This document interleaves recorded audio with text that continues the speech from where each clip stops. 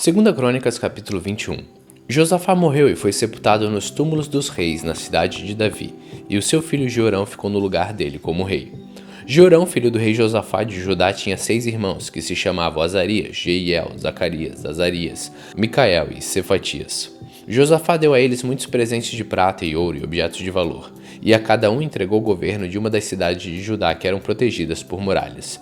Mas ele escolheu Jorão, o filho mais velho, para ser o rei depois dele.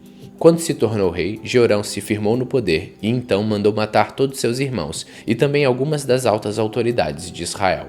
Jorão tinha 32 anos de idade quando se tornou rei e governou 8 anos em Jerusalém. A mulher dele era filha do rei Acabe de Israel, e por isso Jorão seguiu os maus caminhos de Acabe e dos outros reis de Israel. Jorão pecou contra Deus, o Senhor, mas o Senhor não quis acabar com os descendentes do rei Davi, pois havia feito uma aliança com Davi, prometendo que os seus descendentes sempre seriam reis. Durante o reinado de Jorão, o país de Edom se revoltou contra Judá e se tornou independente. Por isso Jorão e os seus oficiais, com seus carros de guerra, invadiram Edom, e ali foram cercados pelos edomitas. Jorão e os seus comandantes dos carros de guerra atacaram os edomitas durante a noite e escaparam. Desse tempo até hoje, Edom ficou independente de Judá. Nessa mesma época, a cidade de Líbina também se revoltou, porque Jorão tinha abandonado o Senhor, o Deus dos seus antepassados, e construiu lugares pagãos de adoração nas montanhas de Judá. Levou os moradores de Jerusalém a adorarem ídolos e fez o povo de Judá abandonar a Deus. Aí o profeta Elias escreveu a Jorão uma carta na qual dizia o seguinte: É isto que diz o Senhor, o Deus do seu antepassado Davi. Você não seguiu o bom exemplo do seu pai, o rei Josafá, nem do seu avô, o rei Asa, mas seguiu o mau exemplo dos reis de Israel. Você levou o povo de Judá e os moradores de Jerusalém a adorarem ídolos como fazem os reis de Israel, e também matou seus próprios irmãos, que eram melhores do que você. Por isso o Senhor Deus vai fazer cair um castigo terrível sobre o povo de Judá e sobre os filhos e as mulheres que você tem, e vai destruir tudo o que é seu. E você mesmo vai ter uma doença intestinal muito séria, que irá piorando cada vez mais até que os seus intestinos saiam do corpo. O Senhor Deus fez com que os filisteus e os árabes, que eram vizinhos dos etíopes que moravam no litoral, ficassem furiosos com Jorão. Eles invadiram o país de Judá, derrotaram Jorão e levaram embora todos os bens do palácio e também os filhos e as mulheres de Jorão. Deixaram somente Acasias, o seu filho mais moço. Depois de tudo isso, o Senhor castigou Jorão com uma doença intestinal incurável. Ele foi piorando cada vez mais, até que depois de 2 anos, os intestinos saíram do corpo dele e Jorão morreu, sofrendo dores terríveis. O povo não acendeu uma fogueira em honra dele, como havia feito para os seus antepassados. Jorão tinha 32 anos de idade quando se tornou rei de Judá. Ele governou em Jerusalém 8 anos. Quando morreu, ninguém sentiu falta dele. Ele foi sepultado na cidade de Davi, mas não nos túmulos dos reis. Segunda Crônicas, capítulo 22.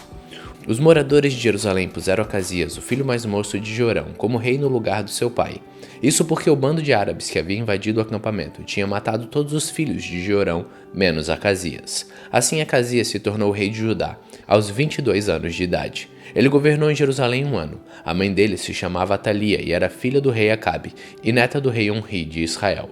Ela dava maus conselhos a Acasias, e assim ele seguiu o péssimo exemplo da família de Acabe. Como a família de Acabe havia feito, ele pecou contra Deus, o Senhor, porque depois da morte do seu pai, outras pessoas da família de Acabe foram seus conselheiros. Seguindo os conselhos que eles davam, Acasias se juntou com o rei de Israel, Jorão, filho de Acabe, e foi até Ramote-Gileade para lutar contra o rei Hazael da Síria. Jorão foi ferido na batalha e voltou para a cidade de Jezreel, a fim de tratar os seus ferimentos. Acasias foi até lá visitá-lo. Deus havia decidido que Acasias iria morrer nessa visita a Jorão. Logo que chegou, Acasias foi com Jorão encontrar-se com Jeú, filho de Ninsi, a quem o Senhor Deus havia escolhido para acabar com a família de Acabe. Jeú estava executando a condenação divina contra a família de Acabe, quando encontrou alguns chefes de Judá e alguns sobrinhos do rei Acasias, que estavam ao serviço do rei, e Jeú os matou. Depois ele mandou procurar Acasias, que foi encontrado na cidade de Samaria, onde estava se escondendo. Entregaram Acasias a Jeú e o mataram. Mas eles o sepultaram porque era neto do rei Josafá, que havia se esforçado para servir com todo o coração a Deus, o Senhor. E agora não havia nenhuma outra pessoa da família de Acasias que pudesse ser rei.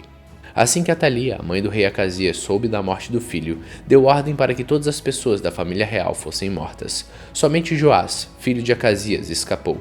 Ele ia ser morto com os outros, mas foi salvo por sua tia, Jeoseba, que era filha do rei Jeorão, meia-irmã de Acasias e mulher do sacerdote Joiada. Ela levou Joás e a sua babá para um quarto no templo e o escondeu de Atalia. Assim ele não foi morto. Durante 6 anos, Joás ficou ali escondido com as pessoas que o protegiam.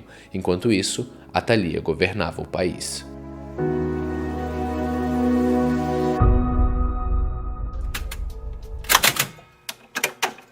Salmos capítulo 17. Ó Senhor Deus, atende o meu pedido de justiça.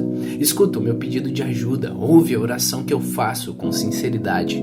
Tu julgarás a meu favor, porque sabes o que é direito. Tu conheces o meu coração e de noites me visitas. Tu tens me examinado profundamente e não encontraste em mim nenhum desejo mau. Não digo coisas que te desagradam, como os outros fazem. Tenho obedecido às suas leis e tenho procurado não agir como os violentos. Tenho andado sempre nos teus caminhos e nunca me desviei deles. Eu oro a ti, ó Deus, porque tu me respondes. Por isso ouve-me, escuta as minhas palavras, mostra o teu amor maravilhoso, ó Salvador. Ao teu lado estou livre dos meus inimigos. Protege-me como protegeria os teus próprios olhos, e na sombra das tuas asas esconda-me dos ataques dos maus. Inimigos violentos estão ao meu redor. Eles não têm pena de ninguém e falam com arrogância. Eles me seguem de perto e agora estão em volta de mim, esperando o momento de me derrubarem. Eles são como leões escondidos, esperando por mim, prontos para me despedaçar. Vem, ó Senhor Deus, enfrenta os meus inimigos e acaba com eles. Com a tua espada, salva-me dos maus. Ó Senhor Deus, livra-me daqueles que nesta vida têm tudo o que querem. Castiga-os com sofrimentos que tens guardado para eles. Que haja bastante castigo para os seus filhos e que ainda sobre para os filhos dos seus filhos. Mas eu te verei, pois tenho vivido corretamente, e quando acordar, a tua presença me encherá de alegria.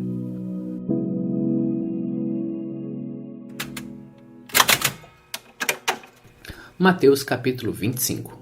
Naquele dia o reino dos céus será como 10 moças que pegaram as suas lamparinas e saíram para encontrar com o noivo. 5 eram sem juízo e 5 eram ajuizadas.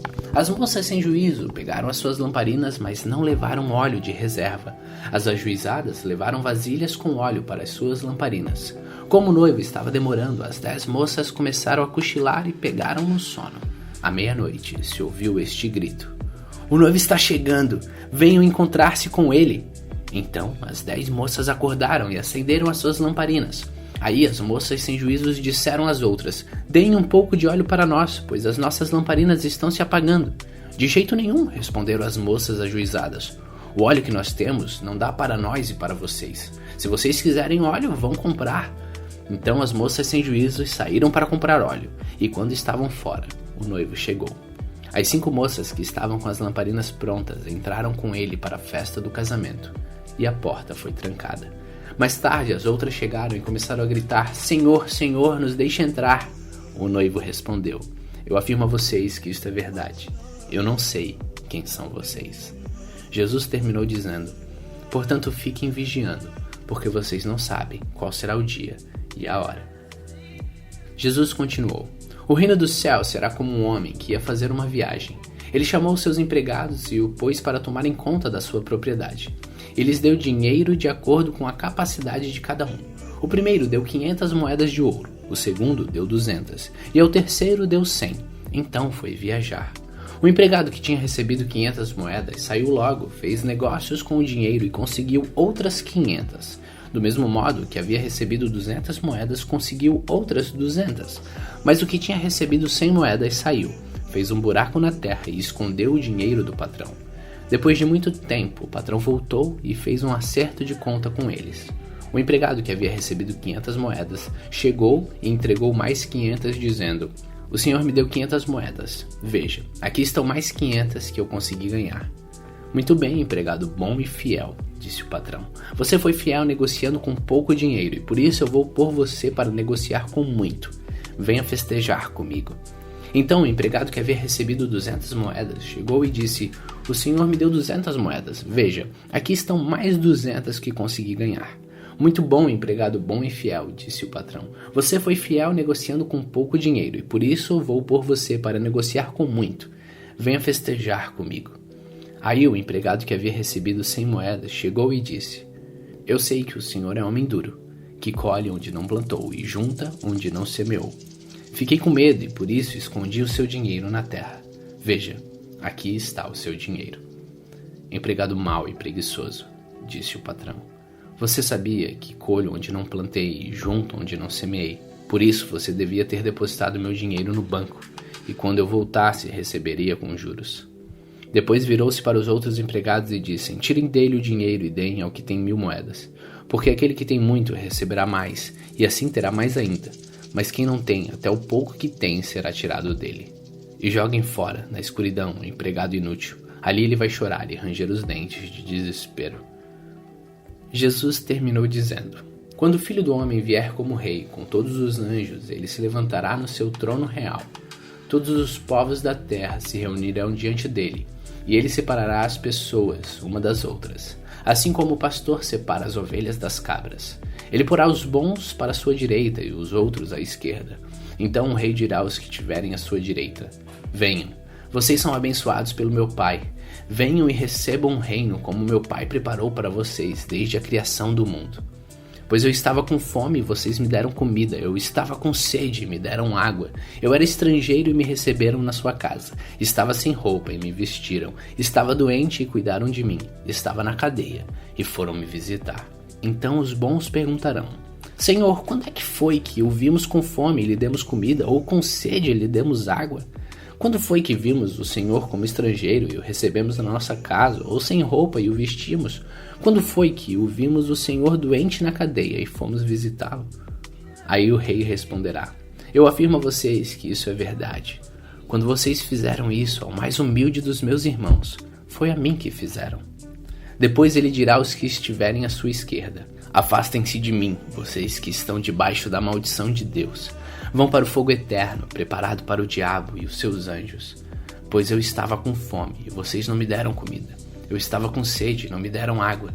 Era estrangeiro e não me receberam na sua casa. Estava sem roupa e não me vestiram. Estava doente e na cadeia e vocês não cuidaram de mim. Então eles perguntarão: Senhor, quando foi que vimos o Senhor com fome, ou com sede, ou como estrangeiro, ou com roupa, ou doente, ou na cadeia e não o ajudamos? O rei responderá: Eu afirmo a vocês que isto é verdade.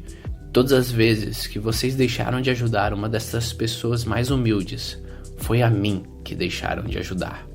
E Jesus terminou assim: Portanto, estes irão para o castigo eterno, mas os bons irão para a vida eterna.